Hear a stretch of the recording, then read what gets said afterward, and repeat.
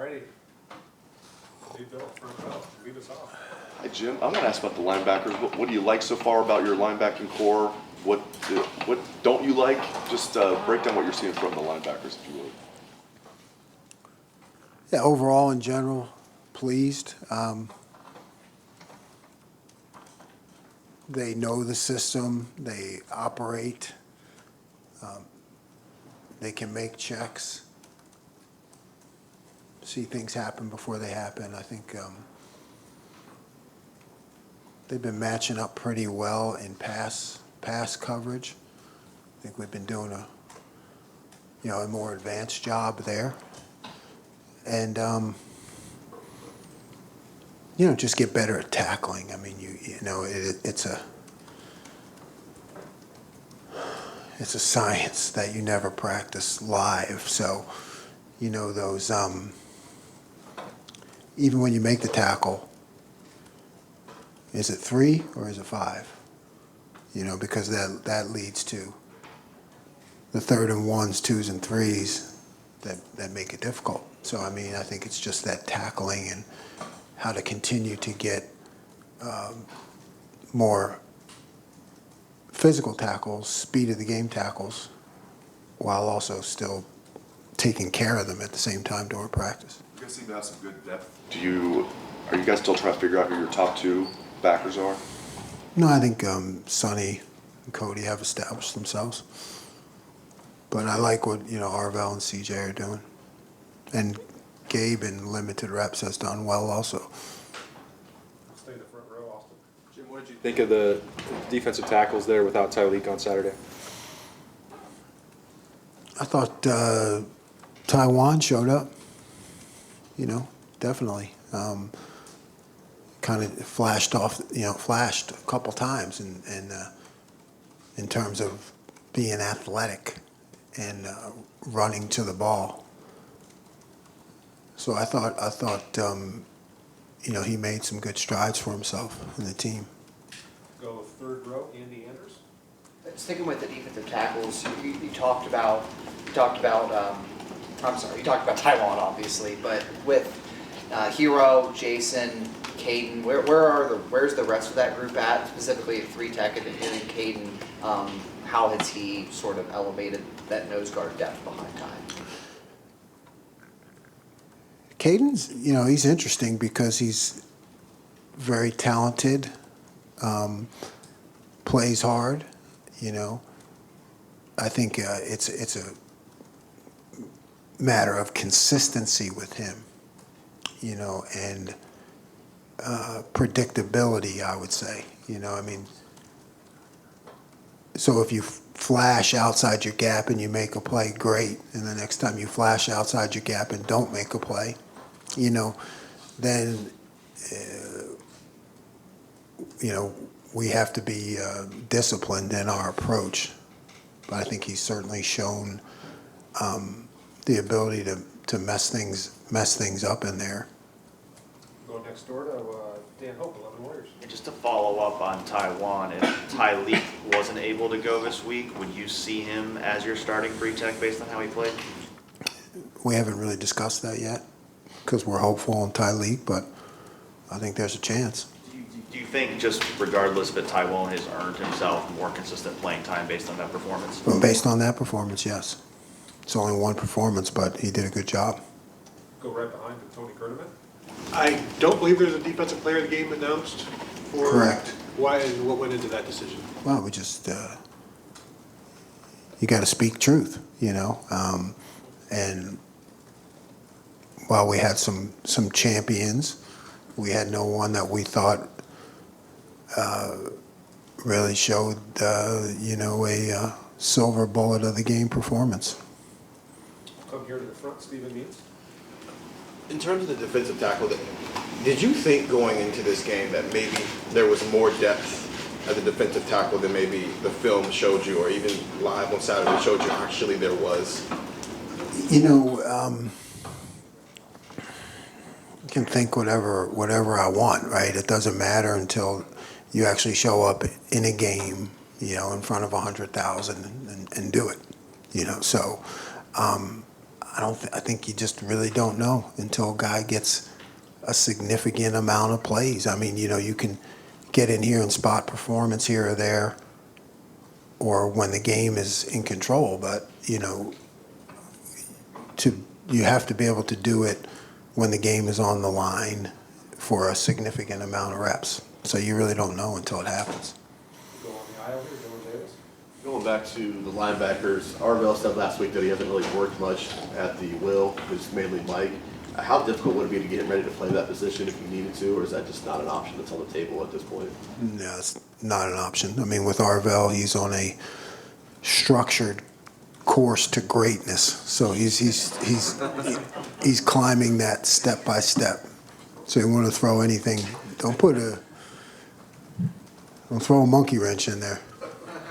Behind Dylan, we'll go to Spencer.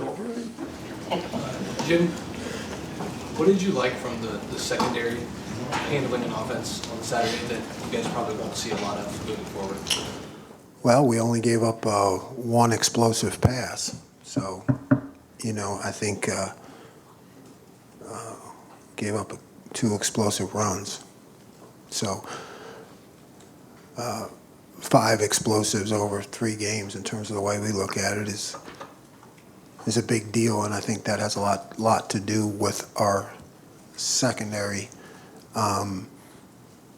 Making sure that we keep things in front, that we contest when there's an opportunity to contest. Whether it's air raid principles, you guys don't face the option ever, but these one-off offenses that you won't see a lot in Big Ten play. How much different is it to see that and then to pivot into conference play, knowing that you really won't see that again? It's not, because you have to have the concepts and fundamentals and disciplines of your defense. They hold up. If you're creating new things every week based on the offense, I mean, you can change up your calls obviously based on the offense, but the fundamentals, the technique, those consistencies, they apply across the board. Come down here to the front, Tim Matt. Yeah, just 2 quickies. Arvell, I want to follow up on that. I mean, do you remember in preseason camp, was it in preseason camp where you saw him, where the light bulb was really coming on? I mean, when did it start showing up? Was it in the spring, or was it, and sometimes the light bulb, it flashes and sometimes it comes on. You understand what I'm saying? I mean, if you've been Preseason. Yeah. And I would say that's correct. It's a flashing light, flashing light, blinking light, So we're just trying to get that thing to stay on consistently. Yeah. And that sounds like a Motel 6 thing. You called an all-out blitz, basically. For want of another term, on one of their touchdown drives. Didn't quite get there. They converted, or it looked like an all-out. I mean, C.J. Hicks up the middle, things like that. I mean, I wanted to get in your head a second. When that doesn't quite work, do you put it away for later? Do you go, well, somebody's already seen that now, we can't do that, the way they picked it up? How do you operate in that regard? Yeah, you definitely want to stay multiple in those aspects. So, you have, again, it's not impossible, but I think when you're creating new things every week, that's not as good as like kind of already having a toolbox. So you're right. Yeah, you have a bunch in the toolbox, and maybe you pick one, and then you say, okay, I'll run a different version of that next time. Yeah. Go right next door, Joey Kaufman. Jim, it looked like Sonny was wearing the green dot on Saturday. Did he also do that against Western, and is he going to keep wearing that with even Cody back, or how does that go? I can't remember if he did that against Western. I really don't know. I think Cody had it. That's what I thought. So it went Sonny, Cody, Sonny. Yeah. I think that can kind of flip back and forth. I think the more experience you get both those guys doing it, the better, and because one goes down, the other guy does it. But so I think that can remain fluid. And Is that kind of the goal? Yeah, the goal was to have, we kind of rotate it around, and so they both can do it. Next to Joey, Bill? We all know how talented Caleb is. He hasn't had a chance to kind of make that signature play. It just hasn't come to him yet. But how impressive has he been, even if he hasn't kind of had that signature play? What has he added to this defense? Yeah, he's just like I've always said about him, professionalism and seriousness to his work, and coachability, just makes mistakes. He's human, but he fixes things. So the slight nuances that we do week to week, he picks them up like that, and he's real serious about it. I think I asked you last week, basically your defense has played close to perfect. You were like, I don't want to hear it. The fact that you had some issues on Saturday is actually, from your perspective, a healthy thing where you can say, look, there's a reason that I can't let you get complacent because we did screw this up, we did screw that up.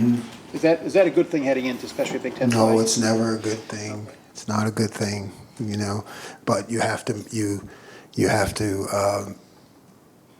make the best of it, so it's learning experience, everything happens for a reason.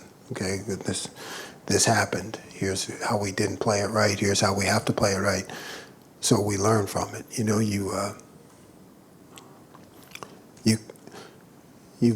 learn, I think Bear Bryant said you learn a lot from a loss.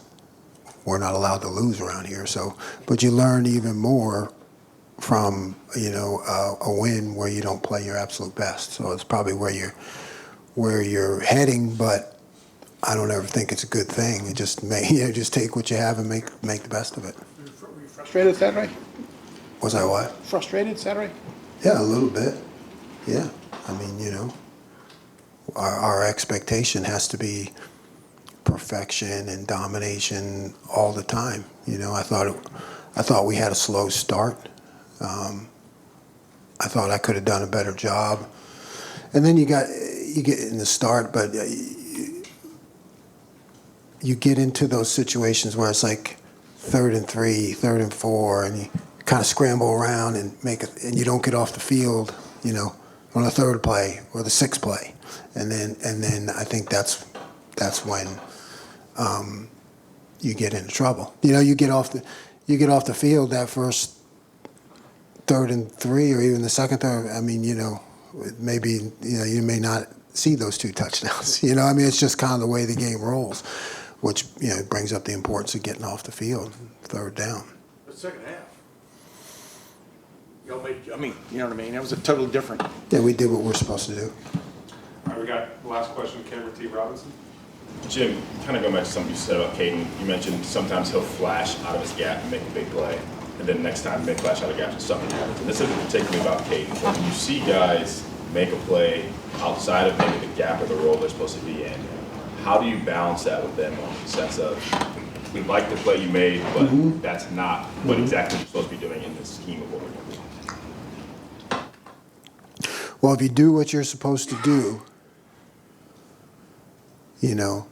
and then when you flash to do something else, you make the play 100% of the time, I'm cool with that. Thank you. All right.